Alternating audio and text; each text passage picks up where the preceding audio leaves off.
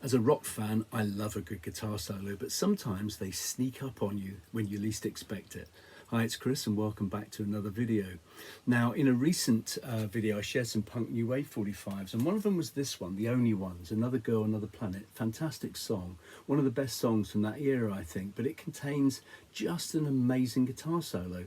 And you wouldn't expect it from a band like this, on a song like this, in that kind of music. And the other day I was listening to the radio and a song came up which had an absolutely sensational guitar solo on it. And I've never really considered it. It's this, Randy Crawford, You Might Need Somebody. Beautiful song with an absolutely fantastic solo in the midst of it all. And it's done, I found out later, by Steve Lukather. Now, he was a session musician who played on virtually every single album in 1970 and 1980 and also had his own band, Toto, as well. He plays a great guitar solo on Olivia Newton-John's Physical. Really, really good guitar solo. Well, you wouldn't expect it on that.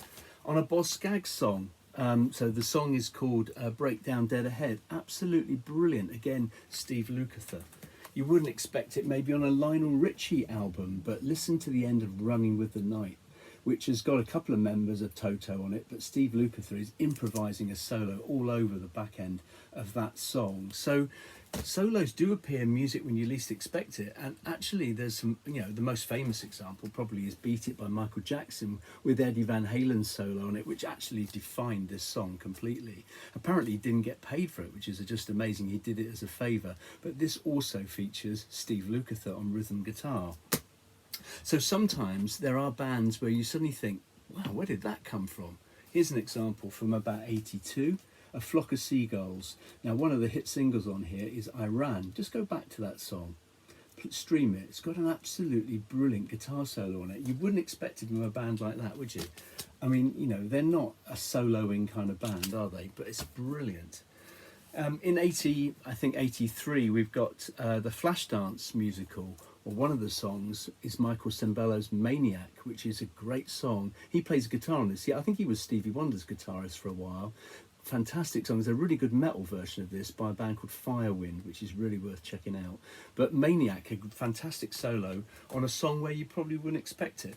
And this was kind of something that really happened loads, more and more in the 80s. And obviously this guy did it a lot. One of the best guitar players ever, actually.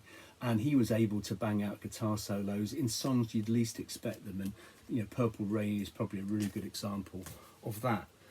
Sometimes, guest musicians played solos on song and elevated a really average song into something that's half decent. So this is not a very good song from Rod Stewart, Infatuation, but the guitar solo from Jeff Beck is absolutely sensational, as is the guitar solo from Daryl Stuermer on Phil Collins and Philip Bailey's Easy Lover from about 83, 84. Daryl Stuermer played with Phil Collins on the touring version of Genesis, great guitar player, and bangs out a brilliant solo on that song. And then, we've got also from that same kind of time, this is probably from 84, The Heat Is On. Glenn Frey, not renowned for his guitar solos, played in the Eagles. Yeah, Joe Walsh played a few solos, but Glenn Frey didn't. He plays a brilliant solo on this particular song, The Heat Is On by Glenn Frey. The Heat Is On, actually, by Glenn Frey is a B-side of Power Station's Some Like It Hot, which has got a brilliant guitar solo on it, and that features Andy Taylor, who obviously was in Duran Duran. Now, I don't know if you're aware of their wedding album, which came out probably about 92, 93, Ordinary World, has just got a brilliant guitar solo from Andy Taylor, ex of Duran Duran on this one, but obviously a really competent player. Also from 85 kind of time, 84, 85, is Obsession by Animotion. Now, probably not on the 7-inch, but play the 12-inch single. It's got a fabulous guitar solo on it. Again, really worth seeking out from 85. You wouldn't expect maybe a guitar solo on Tears for Fears, but the opening song, which I don't think was ever really a good opener, it would be a brilliant closing song, but on the opener, Shout, the guitar solo on that is fantastic. It's really lyrical, it's really in tune with the whole song. It really fits beautifully, but that's tremendous. And sort of in the 85 kind of time, we had quite a lot of films around, and this was a good example of a kind of film with a good rocky soundtrack, but you wouldn't expect necessarily a guitar solo from a Kenny Loggins song. But on Danger Zone, you certainly get that. And I think that was played by a session man called Dan Huff, which again, if there was a guitar solo on an 80s song, if it wasn't Steve Lukather, it was Dan Huff playing it. So great stuff there. And that continued through the 80s. So we had things like Aztec Camera, Somewhere in Your Heart. That's got a brilliant guitar solo on it. So has Black Cat by Janet Jackson. As has the song that was a Coca-Cola advert, Robin Beck's First Time. That's got a tremendous guitar solo on it, on a song you wouldn't really expect it. Same with Alana Miles, Black Velvet, great solo. I don't know who plays it, but fantastic solo on that single as well. Belinda Carlisle, you don't see many 3-inch, I don't think they were very popular, 3-inch compact discs, but Leave a Light On by Belinda Carlisle. That has a really nice slide guitar solo on it, actually, and that's George Harrison playing on that, so great stuff. And back into the sort of a bit later into the 90s, you know, if you were listening to a Julian Cope album, would you really expect some kind of psychedelic wig out on a guitar on Safe Surfer, which is just an amazing guitar work that takes place on that particular track. So that's the 80s, but in the 70s, this kind of thing was really quite common. So back in sort of 1970, you know, there's a band called Chicago, which, you know, is often known for kind of schmaltzy kind of ballad stuff, If You Leave Me Now. But prior to that, with their guitarist Terry Kath, just listen to things like, you know, 25 or 6 to 4. Wow, guitar work on that is absolutely amazing. And some of the black bands were very influenced by Hendrix, obviously. And, you know, here's a great example of that, Funkadelic. Not just this album, but also Maggot Brain, with their amazing guitar player, Eddie Hazel, who was capable of banging out sensational, rocky, psychedelic guitar solos. But also in 1971, going back to Boz Scaggs. Now, he's not the sort of person you do expect a guitar solo, but I don't know if you've ever heard this song, but it's called Loan Me a Dime. Now, on here, it's credited to, so it's written by Boz Scaggs. It's not, it's written by Fenton Robinson. But it's about 12.5 minutes, and it has this fantastic guitar solo at the end by Duane Allman. So if you've not heard it, that really is worth streaming. It's absolutely fantastic. And in the 1970s, we've got, you know, the Isley Brothers, who kind of set the bar, I think, for, you know, unrock music, but with rock guitar solos. Just listen to the guitar work on That Lady, and especially Summer Breeze, to really exemplify that.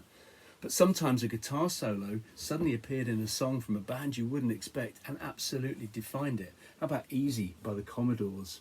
That song is defined by that beautiful melodic lyrical solo at the end. It's absolutely fantastic.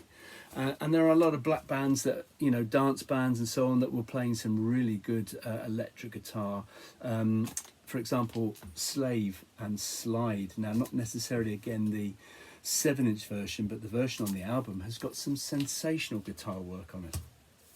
So go back to, or going on to sort of 1977 time, just play Kate Bush's Wuthering Heights. Now, I don't know who plays the guitar on that particular song, but there's wonderful guitar work on there. Now, I do know that one of the guitarists who did play with Kate Bush over a number of years, there's a guy called, I think his name was Alan Murphy, I think. He plays on a song by Nick Haywood. Now, Nick Haywood, you may remember him for Whistle Down the Wind, but just listen to Warning Sign. It's a kind of, you know, pretty bland kind of mid-80s song, but the guitar work from Alan Murphy is this wonderful improvised solo. Fantastic stuff. Now, it's not Alan Murphy on Wuthering Heights, but there's some gorgeous guitar on that song. As there is actually on Donna Summer's Hot Stuff as well. Really good guitar solo, and that's Jeff Skunk Baxter of Steely Dan fame who appears on that. So that's a great solo.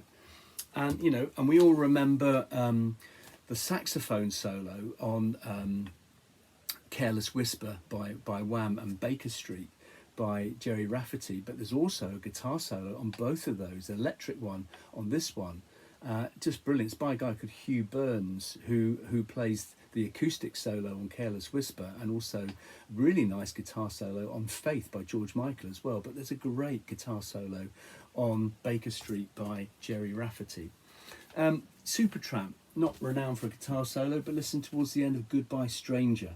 Really nice guitar solo finishes that particular song. And similar era. I think this is that was 78, this is 79, but the Cars, Just What I Needed. But certainly there's one song, I don't have it actually because I haven't got the album, but I think it's only on the greatest hits. Tonight She Comes.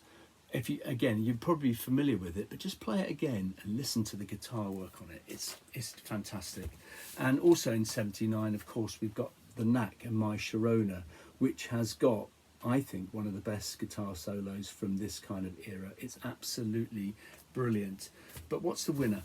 What's the best solo on a song that you would least expect a guitar solo to appear? Well, for me, there's just one contender, and it's this lot, the Carpenters. And the song in question is has a solo played by a guy called Tony Peluso, and it's called Goodbye to Love. You know, really famous song. Just go back to that song, listen to the kind of fuzz tone guitar work from Tony Peluso. It's an absolute masterpiece, and that's probably my favourite of all of these songs that have guitar solos when you least expect them. Thanks very much, and I'm sure I'll be back sometime soon with another video, so leave your comments below, and thank you so much for watching. Thank you for subscribing if you do, and if you don't, click on subscribe, the more the merrier. Thanks very much. Cheers. Bye bye.